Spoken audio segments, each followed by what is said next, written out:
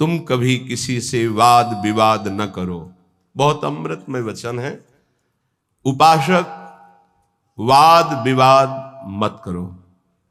जिस प्रकार तुम अपने इष्ट देव को, अपने धर्म को दृढ़ विश्वास के साथ पकड़े हुए हो और महान मानते हो, ऐसे ही कोई दूसरे धर्म का उपासक अपने इष्ट देव को और अपने धर्म को महान मानता है। इसलिए तुम अपने धर्म को महान करके दूसरे को नीचा दिखाने वाला वाद विवाद मत करो। कितना सुलझा हुआ स्वरूप महापुरुषों का। केवल वाद विवाद से तुम अपने धर्म और इष्ट देव को खो दोगे।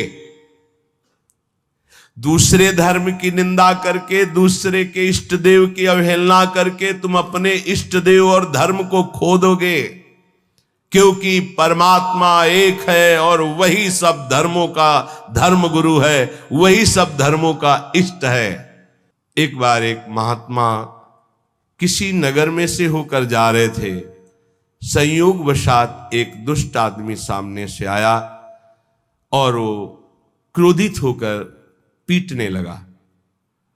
बहुत मारा महात्मा को, मूर्छिता हो गए महात्मा, इतना मारा। बहुत दुष्ट स्वभाव के भी होते। वो जमीन पर गिर गए। मारने वाला चला गया। कुछ श्रद्धालु आए, उनकी बड़ी सेवा की। जब होश में आए तब पूछा, महात्मा जी किसने मारा आपको? बोले, जिसने सेवा की उसी ने मारा है। जिसने सेवा की? वो कहा, महाराज आप तो मूर्छित थे, हम लोगों ने तो सेवा की है। बोले, बस जिसने सेवा की उसी ने मारा, दूसरा नहीं मार सकता। महात्मा जी ने कहा, जिसने मुझे पीटा वही सेवा कर रहा है, जो सेवा कर रहे हैं इन्होंने ही पीटा है। वो तो बड़े घबरा गए कि महात्मा पागल है क्या। तब उनके शिष्य ने जब सुना तो वो आए वहां दौड़कर। लोगों ने कहा, आपके गुरुजी पागल है क्या? तो बोले, नहीं, आप नहीं समझ पा रहे। जिस परमात्मा ने वो रूप रख करके पीटा, उसी परमात्मा ने आप लोगों को प्रेरित करके आप लोगों के रूप में सेवा की। हमारे गुरुदेव का मतलब ये है। भाव ये, आपके साथ जो निंदा अपमान तिरस्कार कर रहा है वो आपका आराध्य देव दूसरा नहीं है, वही आराध्य देव है। तुम्हारे किसी कर्म का मार्जन कर रहा है, ध्यान रखना। अब आगे बिल्कुल सुलझी हुई एक एक बात है। सच है कि उस दुष्ट में भी परमात्मा है। सच है कि व्याघ्र में भी परमात्मा है। पर हम महात्मा को तो गले लगा सकते हैं, लेकिन व्याघ्र को, सिंह को गले नहीं लगा सकते। ऐसे ही हम मानते हैं कि दुष्ट में परमात्मा है, पर दुष्ट पुरुष में विद्यमान परमात्मा को केवल भाव द्वारा प्रणाम करके उससे संभाषण और संग कदापि उचित नहीं है। जैसे सर्प में भी परमात्मा है, सिंह में भी परमात्मा है, तो उसे गले नहीं लगा लेंगे। एक एक चेष्टा, एक एक वचन अमृत है। अगर ये धारण कर लोगे तो आपका भजन बचेगा और पचेगा और बढ़ेगा। एक किसान खेत में दिन भर पानी भरता रहा। जब सायंकाल हुआ तो उसमें पानी एक चुल्लू भी नहीं टिका। वो बहुत परेशान हो गया। मेड़ ज्यों की त्यों सब ठीक थी। फिर उसने देखा तो चूहों ने छेद कर रखा था जगह जगह, कई जगह मेड़ में। वो छेद से बाहर जा रहा था। उपासक समझे, पूरा जीवन साधना करते हो जाता है, लेकिन साधन संपत्ति एक चुल्लू भी नहीं बचती। किनकी? जिनके इंद्री रूपी चूहों ने छेद कर दिया है हृदय रूपी घर में। क्या? कभी ये भोग, कभी वो भोग, कभी वो भोग। जो अपनी इंद्रियों को भोगों के संयोग में मनोरंजन करते हैं और साधना भी करते हैं, तो पूरे जीवन की शाम हो जाती, पर उनके हृदय रूपी खेत में एक चुल्लू भी साधन नहीं बचता, सब क्षीण हो जाता है। रामकृष्ण देव परमहंस जी कह रहे हैं, जब उपासक इंद्रियों के बिलों को बंद कर देता है, फिर कीर्ति की इच्छा उसके अंदर जागृत होती है, तो ये मेड़ टूट जाना होता है। अगर मेड़ टूट गई तो भी बड़ी जल्दी धारा बाहर निकल जाएगी खेत से जल की। कीर्ति की चाह उत्पन्न होती कि मेरा यश हो जाए, गई जीवन की भजन संपत्ति कीर्ति की चाह में गई। कीर्ति भजन को छीण कर देती है। यदि आपके अंदर चाह नहीं हो, इष्ट के द्वारा कीर्ति होती, जैसे सेवक जी महाराज कह रहे हैं जय जय श्री हरिवंश नाम गुण गाई है, उसके लिए कहा कि बिस्तरे सब जग विमल कीरति साधु संगति। विमल कीरति वो उसके भजन का नाश करने वाली नहीं होगी, क्योंकि इष्ट के द्वारा होती है। कीर्ति की चाह मानो उस किसान की मेड़ टूट जाना है, अर्थात उस साधक का बांध टूट जाना है साधना का। अब उसके आगे उपाधियां लगनी शुरू हो जाती हैं। ये बड़ा उपद्रव है उपाधियां, सरकार, भगवान, अवतार, न जाने क्या क्या। ये बिल्कुल नहीं स्वीकार करना चाहिए, बिल्कुल स्वीकार नहीं। सरक जाओगे सरकार कहलाने से। बहुत माया विचित्र है, बहुत विचित्र, बहुत सावधान। ये महापुरुषों की बातें हैं। अब साधक की जहां कीर्ति रूपी मेड़ टूटी, बंधी, घाव हो गया वहां से। ये बालू का बांध है। ईश्वर की जितनी आराधना चिंतन सब गया, वो अपनी कीर्ति का स्मरण करके वो भूलना शुरू हो गया। प्रभु का अहंकार जो मिटाना था वो फिर बढ़कर वैसे ही तैयार हो गया। इसीलिए जन्म भर उपासक को सावधान रहना चाहिए, ना इंद्रियों की विलासता और ना कीर्ति और ना किसी तरह की सिद्धि की वृत्ति। सिद्धि भी बहुत बाधक होती है, भगवत प्राप्ति में बहुत बाधक। मन की बात जान, दुनिया का सब एक से एक अलग अलग क्षेत्र सामने का, एकाग्र दृष्टि से देख के संकल्प कर हिल नहीं सकता एक कदम। जैसा चाहे जितना हो उसकी आज्ञा का पालन करेगा ही करेगा। ऐसी बहुत सी, वे तो गुरुजनों की कृपा से इन खाइयों को नांगा जाता है। बिल्कुल दैन्य, बिल्कुल दैन्य। भरी सभा में नीच पुरुष द्वारा पिट जाने पर भी किसी भी तरह का कोई भी भागवतिक प्रभावना प्रकट करना, साधारण आदमी की तरह शांत एकदम, ये असाधारण क्षमता होती है। क्यों सह जाए? सामने वाला जब इतना कर रहा, भगवान ने हमको तेज दिया, बल दिया है, क्यों सह जाए? बोले एक भाई अपने मुखौटे को लगाकर सिंह का और अपने घर में गया तो घर वाले एकदम भयभीत हो गए, लेकिन उसकी बहन ने उसको मुखौटा लगाते हुए देखा था। वो नजदीक गई और मुखौटे में थप्पड़ मारा, चल, और उतार के रख दिया। रामकृष्ण परमहंस देव जी कह रहे, समझे ये कोई निज जन, निज संबंधी देख पाएगा कि इन मुखौटों में और कोई नहीं, मेरा प्रिय है, प्रीतम है, दूसरा कोई नहीं। ये जो गाली दे रहा है, जो अपमान कर रहा है, जो पीट रहा है, वो मेरा प्रीतम है जिसकी मैंने आराधना की है। वो किस लिए पीट रहा है? जैसे कुम्हार अपनी मटकी को पीट के देखता है, ठीक है, खरी है, कहीं से फूटी नहीं है, मजबूत है, इतना वार सह सकती है, तैयार रहो। भगवान ऐसा लीला करते हैं, पक्का अपनी मटकी को बजवाते हैं, बड़े जोर से बजाते हैं। जैसे कुंभकार बाजार में मटकी रखता है, सिक्के से बजाता है, हाथ से बजा के दिखाता है, फिर कहता है इतने रुपए की है। ऐसे भगवान अपने भक्त को विश्व में दिखाते हैं, देखो कितना सहनशील है। मुखौटा कोई भी हो सकता है, ध्यान रखना, मुखौटा कोई भी हो सकता है, पहचानना आपको है। घर वाले भयभीत हो गए, लेकिन बहन भयभीत नहीं हुई, क्योंकि उसने देखा मेरा भाई मुखौटा लगा रहा सिंह का।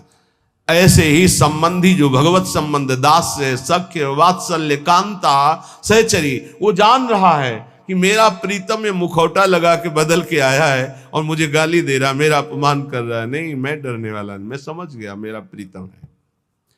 कोई भी भय उसे स्पर्श नहीं कर सकता।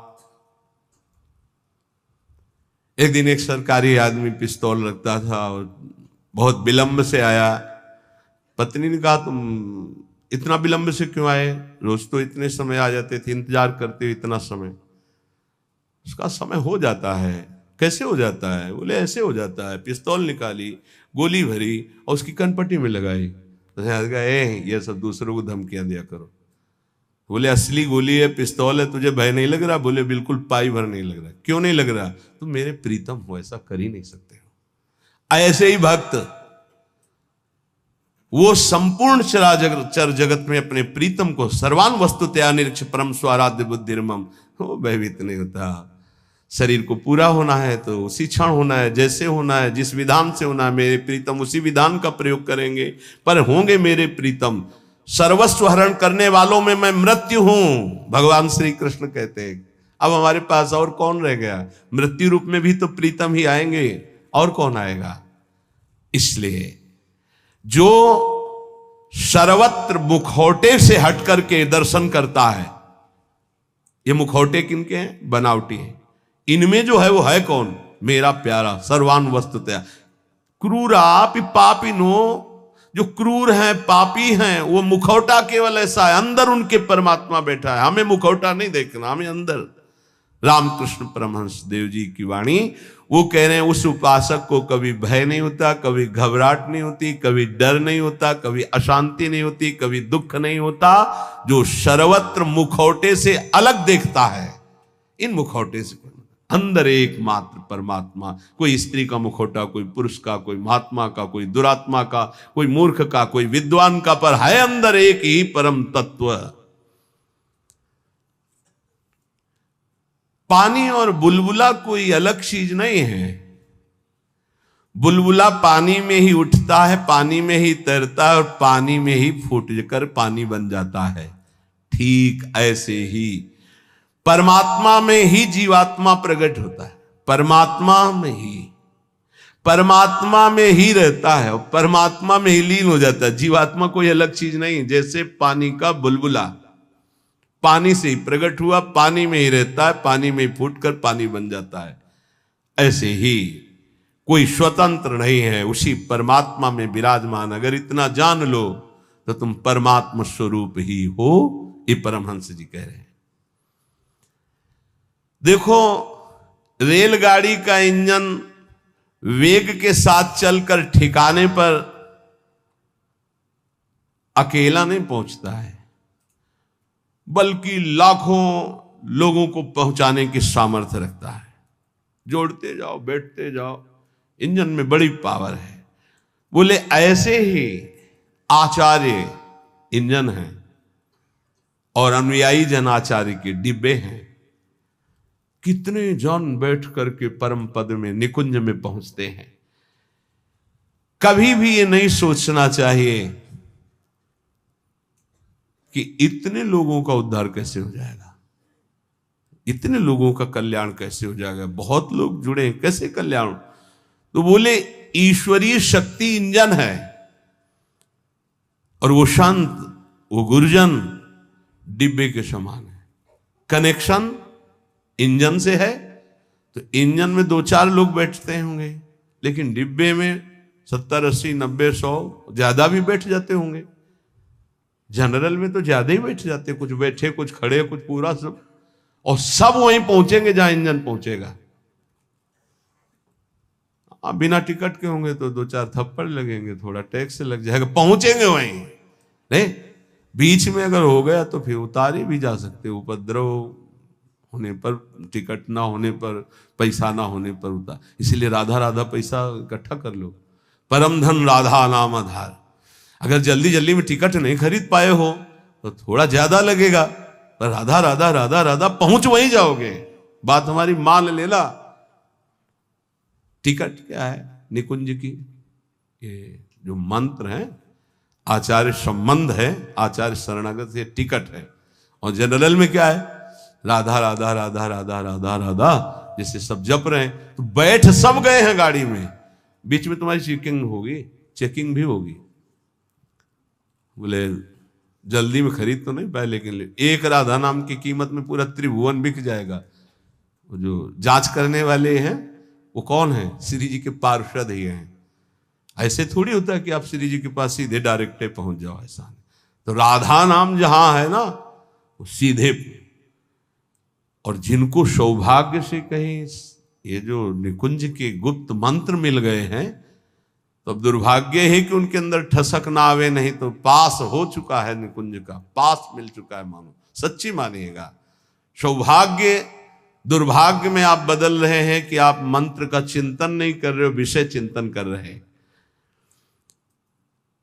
रेलगाड़ी के इंजन में उतने लोग पार नहीं हुए जितने डिब्बे में बैठकर वहां पहुंच जाते हैं। अर्थात आचार्य और आचार्य परंपरा, आचार्य के तो विशेष विशेष कुछ पार्षद हुए, लेकिन आचार्य परंपरा में लाखों ऐसे महापुरुष हो गए कि करोड़ों को श्री जी के पास पहुंचा दिया, श्री जी में तन्मय करा दिया। राजहंस कभी पानी, वो दूध पीकर पानी को छोड़ देता है, राजहंस।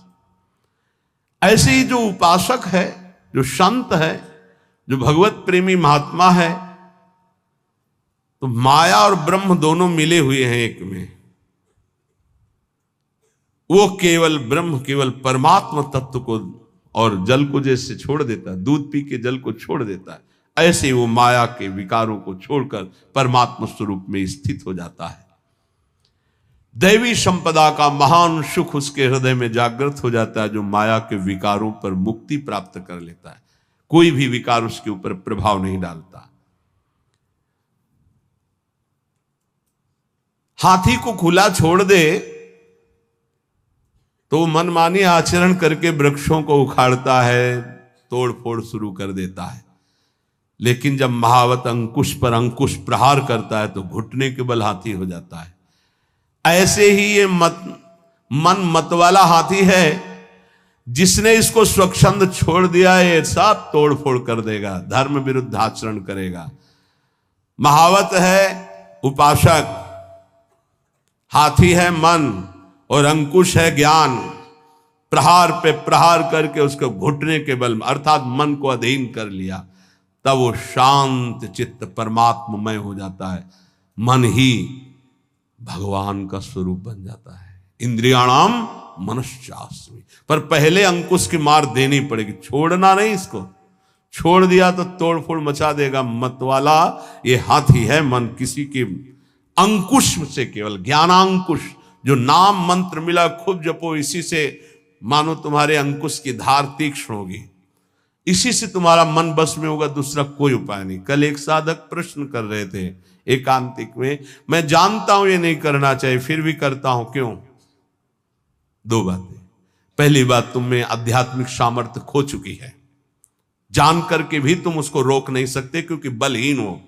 और दूसरी बात, तुम्हारी सुख बुद्धि उसमें है, जरूर ये कहते हो मुंह से कि नहीं करना चाहिए, पर अंदर है कि इसमें सुख है। इन दो बातों के कारण तुम भ्रष्ट होते रहते हो। तो हमको पहली बात बलवान करनी है कि हमारे अंदर नाम बल आवे, तो दूसरी बात अपने आप हट जाएगी, सुख बुद्धि हट जाएगी। पहले नाम जप करके अपने को बलवान बनाइए। समस्त विकारों को नष्ट करने का मैं तुम्हें एक सरल उपाय बताता हूं। रामकृष्ण परमहंस देव जी तालियां बजाकर जब नाम कीर्तन जोर जोर से किया जाता है, तो जैसे वृक्षों में बैठे हुए पक्षी उड़ जाते हैं, ऐसे हृदय के काम क्रोध आदि नष्ट हो जाते हैं। रामकृष्ण परमहंस देव जी तालियां बजाकर राधा राधा राधा राधा राधा, किसी संगीत की और ज्ञान वृत्ति ना हो तो अपने पास परम संगीत है तालियां, तालियां बजाकर। तो कह रहे हैं कि जैसे वृक्षों में बैठे हुए पक्षी तालियां उड़ जाते हैं, ऐसे हृदय में बैठे हुए काम क्रोध भाग जाते हैं जब नाम कीर्तन। जब किसी को भी काम आदि वेदना हो तब नाम कीर्तन करके देखना, तो नाम कीर्तन होने ही नहीं देगा काम। देख लेना, उस समय अगर उपदेश भी किया जाए तो तुम्हें अच्छा नहीं लगेगा। कामी समझी में हरि कथा ऊसर बीज बय फल, और अगर आप शुरू कर दिए तो वो टिकेगा नहीं, भाग जाएगा पक्का। बहुत सुंदर उपाय महापुरुषों के हैं। उपासक की उपासना परिपक्व कब मानी जाती है? जब अपने आराध्य देव का नाम लेते ही रोमांच हो जाए, आनंद अश्रु बहने लगे, तब समझना चाहिए कि हमारी उपासना परिपक्व हो रही है। उपास्य देव का नाम लेते ही आंखों में जल आने लगे, अब उसकी उपासना रंग ला रही। राधा कहते आंसू भर जाएं।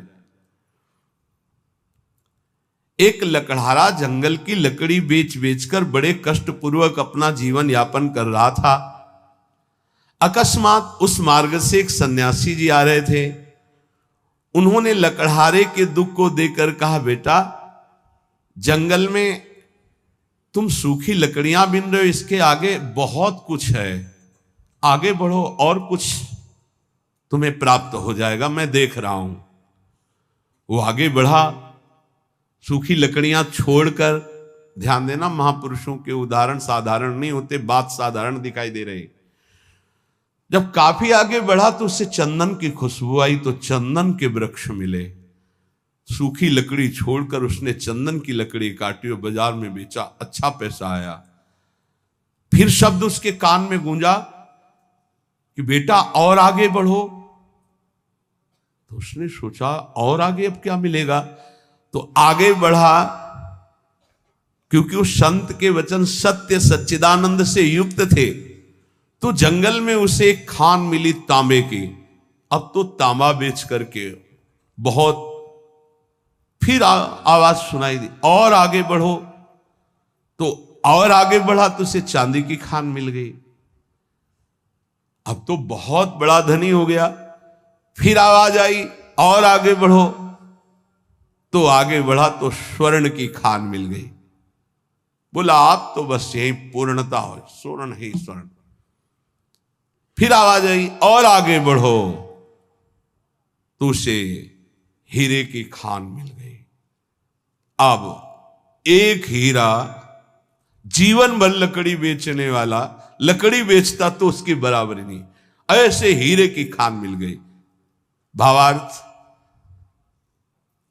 और अंदर उसका रहस्यार्थ, ये मानो भोगों में फंसा हुआ है। आगे बढ़, आगे बढ़। जैसे जैसे वह अध्यात्म की तरफ बढ़ता है, नाना प्रकार के दिव्य सुख, और आगे बढ़ सिद्धियों के सुख, और आगे बढ़ भावात्मक सुख, शांत सुख, दास्य सुख, वात्सल्य सुख, कांता सुख, सहचर्य, अपूर्ण महामाधुर्य रस में स्थित। हमें जब तक भूमा सुख न मिल जाए तब तक रुकना नहीं, आगे बढ़ते रहना है। अल्प सुखों का भोक्ता भूमा सुख का अधिकारी नहीं होता। यदि संत की बात मानकर लकड़ी बेचना काम बंद न करता तो आगे नहीं बढ़ पाता। आवाज आती रही आगे बढ़, तो फिर चंदन, फिर आगे बढ़ा तांबा, फिर आगे बढ़ा चांदी, फिर सोना, फिर हीरा, अर्थात एक से एक दिव्यताएं, आप ज्ञान की सुंदर भूमिकाएं, भक्ति की सुंदर दिव्य भूमिकाएं, इनको क्रॉस करते थे। अल्प सुख साधना का मिले उसी में तृप्त हो गया, वो महान सुख को नहीं प्राप्त कर सकता। श्री रामकृष्ण परमहंस जी कहते हैं, लकड़हारे की तरह छोटी सी साधना के सुख को पाकर तृप्ति का अनुभव मत करो। ज्ञान का समुद्र लहरा रहा है आध्यात्मिक क्षेत्र में, और उस ज्ञान के परम धनी बनकर स्वयं भगवत स्वरूप हो जाओगे। देखो, एक छोटे पौधे की रक्षा उसके चारों ओर घेरा बना करके की जाती है, नहीं तो बकरी चर जाएगी। और वही पौधा जब बड़ा हो जाता है, वृक्ष रूप हो जाता है, तो सैकड़ों बकरियों का पेट भर जाएगा, उसकी छाया में रहेंगे, उसका कुछ नहीं बिगड़ेगा। ऐसे ही जब भक्ति का छोटा अंकुर निकले तो कुसंग रूपी बुरी संगति रूपी बकरी से बचना। बकरी का चरा हुआ छोटा पौधा किनगा बहुत ही मुश्किल देता है, क्योंकि डंठल भर रह जाता है, वैसे चुन लेती है। अर्थात यदि बुरी संगति हो जाए नए भगत को, तो पूरी भक्ति को ही वो नाश कर देगा, पूरा का पूरा नाश कर देगा। और आप देख लो, आंखों के सामने दिखाई देता है। जब तुम्हारे हृदय में भक्ति, तो साधु संगति रूपी बाढ़ के अंतर्गत रहना। साधु संगत करे अनुदिन राति, अर्थात संतों के वचनों में केवल रहना, बस दूसरे की बातें मत सुनना, नहीं तो वो बकरी है, चर जाएंगी, किनगा भी नहीं निकलेगा दोबारा भक्ति का। ऐसे कितने उदाहरण जीवन में देखे हैं कि बड़े भाव से चलना चाहते थे, लेकिन भारी कुसंग हो गया, नष्ट हो गए, भारी कुसंग। जब वही भक्ति वृक्ष रूप हो जाएगी तो हजारों लोग नीचे आनंदित होकर विश्राम करेंगे, कुछ फर्क नहीं पड़ता, फिर निंदकों का कोई प्रभाव नहीं पड़ता। पर पहले भक्ति को वृक्ष रूप बढ़ने दो। ये कुवासना में लिप्त भोगी पुरुष, संसारी पुरुषों का संग जहर है। अगर इनका संग हुआ तो भक्ति का पौधा नष्ट हो जाएगा, ध्यान रखना। ये दुर्जन भेजे जाएंगे तुम्हारे पास, दुर्जन जो भक्ति को नष्ट करने वाले हैं, पर तुम इनका संग मत करना तो तुम्हारी भक्ति वृक्ष रूप हो जाएगी। बहुत जोर से प्रभाव पड़ता है दुर्जनों का। भगवान का भरोसा और विघ्न अपने आप नष्ट हो जाते हैं, पर बड़े भयानक प्रलोभन, बड़े भयावह दृश्य संसार के ऐसे उपस्थित होते। तो कह रहे कि ये तुम्हारे पास भेजे जाएंगे, भगवान से प्रेरित होकर भेजे जाएंगे, वो भेजेंगे। अब क्या भूमिका है, अब क्या भूमिका है? देखो, पत्थर चाहे सैकड़ों वर्ष पानी में पड़ा रहे, पर उसमें अग्नि उत्पादक शक्ति नष्ट नहीं होती। घर्षण करोगे पत्थर को तो अग्नि प्रकट कर देगा। ऐसे ही भक्त जब अपने हृदय में भगवत चिंतन की रगड़ करता है तो अनंत जन्मों से हम विषय रूपी पानी में पड़े रहे, लेकिन हमारे अंदर दिव्य शक्ति है, हम उसे जागृत कर सकते हैं। रामकृष्ण परमहंस जी कह रहे हैं, तुम जितना नाम स्मरण करोगे तो तुम्हारे हृदय में घर्षण शक्ति से एक आध्यात्मिक बल प्रकट होगा। जैसे कई बार सत्संग में कहा, अगर ध्यान दिया हो, दो लकड़ियों के घर्षण से जैसे अग्नि प्रकट हो जाती है, ऐसे ही जवान और नाम के घर्षण से आध्यात्मिक शक्ति पर प्रकट होती है। राधा राधा राधा राधा राधा। जैसे सैकड़ों वर्ष पत्थर जल में पड़ा रहे तो इसका मतलब नहीं कि उसके घर्षण से चिंगारी नहीं होगी। ऐसे ही सैकड़ों जन्मों से मैं विषयों में पड़ा रहा हूं, इसका मतलब ये नहीं कि मेरे अंदर आध्यात्मिक शक्ति उत्पन्न करने की सामर्थ्य नहीं रह गई। मैं भगवान का अंश हूं। आज जागूंगा तो आज मैं परमात्मा प्राप्त हो जाऊंगा। आज हम में वो सामर्थ्य है, हम अपनी सामर्थ्य को जागृत करें। कैसे? नाम जी है जपी जागही जोगी। नाम जप करके हम जगते हैं, हम अपनी शक्ति को जागृत करते। नाम, ईश्वर का नाम जितना तुम जपोगे उतना ही हृदय प्रफुल्लित होकर महान पावर से युक्त हो जाएगा। बड़े बड़े महापुरुषों के वचनों को पकड़ लो। एक मनुष्य कुआं खोदना शुरू करता है, बस एक हाथ पानी रह जाता है और रोक देता, थक गया। ये 25 हाथ खोद चुका, फिर भी पानी नहीं निकला। अब तो लगता है नहीं निकलेगा, और एक हाथ में पानी है। ऐसे ही साधक कभी कभी धोखा खा जाता है। बस भगवत प्राप्ति होने वाली है, उसको लगता है पूरा जीवन हो गया, अभी तक कोई अनुभव नहीं हुआ। अरे थोड़ा एक हाथ और खोद, स्रोत निकलने वाला है। रामकृष्ण परमहंस जी कह रहे, पर वो नादान, एक हाथ में पानी निकलने वाला था, छोड़ दिया। दूसरी जगह कुआं खोदा, फिर छोड़ दिया, फिर तीसरी जगह कुआं खोदा, पूरा जीवन कुआं खोदने में लगा दिया, पानी नहीं पी पाया। समझ पाए?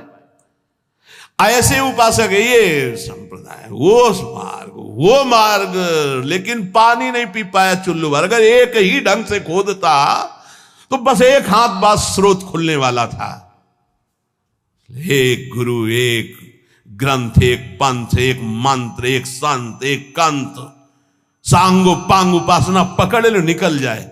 हमने देखा कि जो इधर उधर भटकने वाले वो जीवन भर भटकते रहते हैं, क्योंकि तलवार की धार पर चलने के लिए जो हिम्मत चाहिए वो गुरु बदलने से नहीं आती, वो चलने से आती है।